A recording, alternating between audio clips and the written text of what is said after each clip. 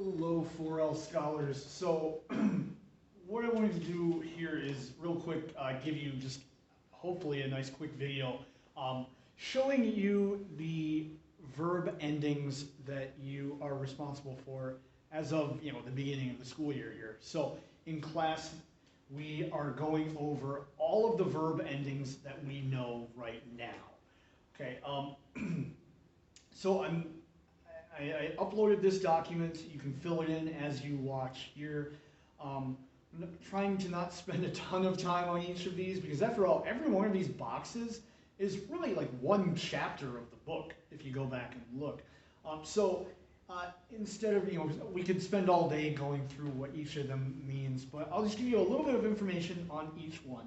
So in the column here on the left, I have it listed as verbs, or excuse me, actually on the whole front of this page, what we have is verbs that are built from the second principal part.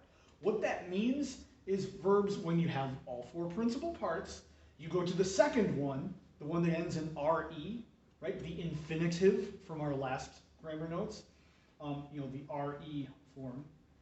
You chop off the RE, and then you add these endings on, okay? So that is true for every ending on this page. Okay? There's a couple of tiny little exceptions here and there. We talked about in the last video, I believe, about the exception with first conjugation, first person singular. You don't have the stem vowel and all that. So you can go back and watch that. But for now, what I just wanted you to have is all of your endings that we know so far. All right, so over here on the left, we have the active for all of these verbs. So we have the present tense active, OST, mustis, enti. We saw that in the last video. That's the first one you ever learn. It's really the basic building block for the rest of them. Next, we have the imperfect tense. And the imperfect tense is the tense in Latin we use for ongoing action in the past. Right? So instead of like I walked, the imperfect tense would be more like I was walking, right? You hear the was, the helping verb there in English. So the imperfect tense we always translate as, ongoing action, but in the past. So I was walking, I was reading, I was sleeping, and so forth. Okay, and those endings for all four conjugations are bam, bas, bat, bamus, batis, bant. Bam, bas, bat, bamus, batis, bant. All right. Now, the next two go together because they're actually both the future tense, future active. The thing is, we have one set for first and second conjugation and another set for third and fourth. So if you have a first or second conjugation verb, they use these endings. If you have a third or fourth conjugation verb, they use these ones. Okay? And never the twain shall meet. If you have a first, it'll never use these. If you have a third, it'll never use these. Okay? So, for first and second conjugation, the future endings are bo, bis, bit, bimus, bitus, bunt. All right? For third and fourth, it's a little tricky because they actually, if you look, they look a lot like present active endings. But with third and fourth conjugation, the future looks like am, ace, et, amus, atis, ent. Forgot my long mark. Am, ace, et, amus, atis, ent. Okay? So, everything on the left side is for active verbs. What that means is verbs where the subject does the action, right? The action is active. As opposed to the passive forms of the verbs, where instead the way that the difference, I guess, between them, the way it sounds, is well, let's use the verb to see, video, videre. In the present tense in English, that sounds like I see, right? You see, he, she, it sees. Whereas in the passive, present passive, instead of I see, it would be I am seen, by somebody else. You are seen by somebody else, right? So that's the difference between active and passive. All right, so let's look at those forms. You see, by and large, there's just a tiny little sound change between the two. So instead of ost, mustis, enti, for present passive, you have ar, ris, tur, more, mini, intur. You just add like one extra little bit. Now, obviously, mini is a lot different from tis. That one's super different, but the rest of them are pretty similar. Okay? Imperfect passive, you can see how close it is to the active. Bar, baris, batur, bamur, bamini, bantur, right? Instead of bam, bas, bat, we have bar, baris, batur. Okay, future tense, we have the same distinction. So for first and second conjugation, you use bor, baris, bitur, bimor, bimini, buntur. All right, but if it's third or fourth, well, remember how we said the actives look really similar to the present? Well, for the future passive, they are the present. It's the same thing. And the stem will change. We'll talk about that in the later lesson. But so the ending is the same as the present. But the stem will change a little bit. That you'll actually know which one you're looking at. Okay. So again, I know that was really fast. I talk fast. Feel free to use that button down below where you slow me down a little bit, half speed or something. Obviously, if you have this document in front of you or open on your computer, you realize there's a back as well. So let's nice and quickly go through the back side of the sheet as well. So here we have verbs that are built from what's called the perfect stem, the third principal part of your verb. So if you have a verb like amo, amare, amawi, amatum, okay, first principal part. Second principal part is your infinitive. That's the one we use for the present stem, the present, the imperfect, and the future on the first page. These verbs are built from the perfect stem, which is the third principal part. Okay, so to conjugate these verbs, you don't go to the second part, you go to the third, and you chop off the E, the long I, and then all of these will plunk right onto the ending there. So for the perfect tense, which is just simple action in the past, so to use our verb from before, instead of I was walking, the perfect is I walked.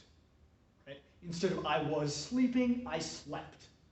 Okay, simple completed action in the past. Okay, and so on your perfect stem, your third principal part, you would put the endings e isti it, imus istis erunt. E isti it, imus istis erunt. All right, now to go further into the past, we use the pluperfect tense. This one sounds a little bit weird in English. A lot of dialects don't even really use this anymore. But this is the one you can remember as the had tense. Because in English, we add had, right? Instead of I walked, I had walked. So you're talking about action that happened before you did something else in the past, right? Before I ate breakfast, I had woken up, right? You can kind of feel, I think, that sounds a little bit artificial in the spoken language. You see it written all the time, though. So that's one good reason to review your English and know how that works. But in any event, in Latin, the way that it looks is to your perfect stem, chop off the E, and you add eram, eras, erat, eramus, eratus, erant. Eram, eras, erat, eramus, eratus, erant. All right, now, for the final tense of the perfect system, we have the future perfect. This one, I'll be honest with you, this one sounds really weird. In English, we really don't talk like this all that much.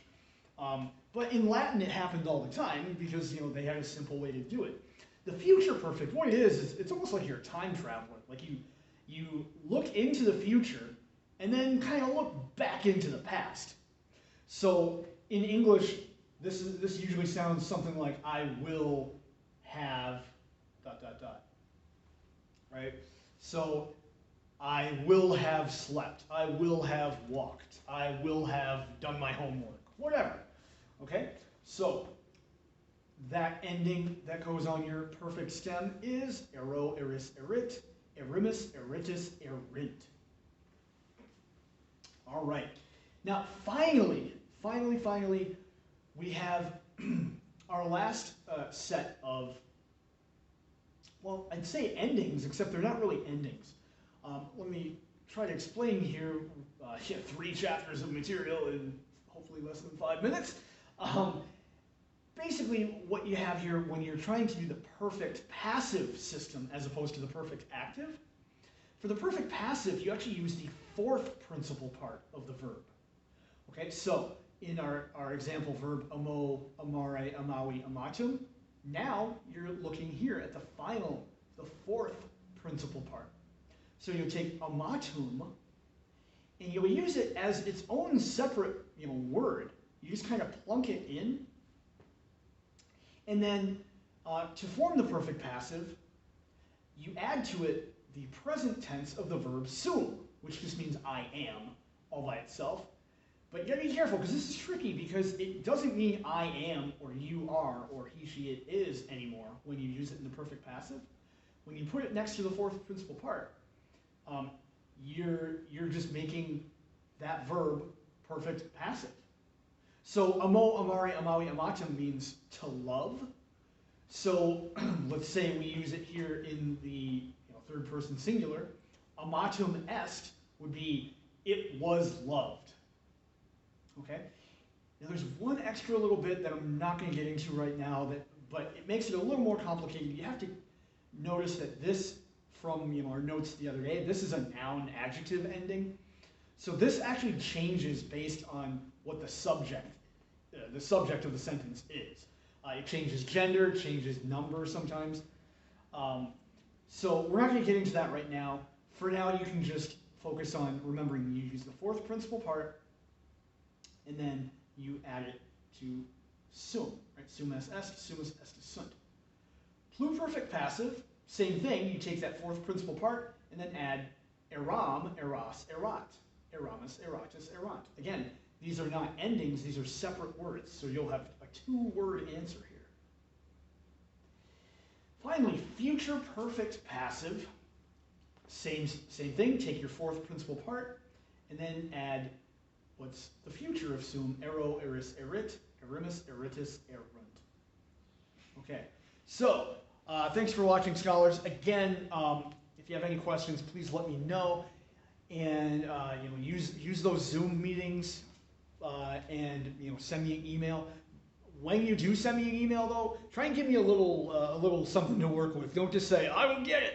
I need to know what you don't get. Okay, so try and come with specific questions, and I'm more than happy to help you. Again, I know that was fast. Please go back, go through it more than once if you need to. Slow it down if you need to. But anyway, there you are.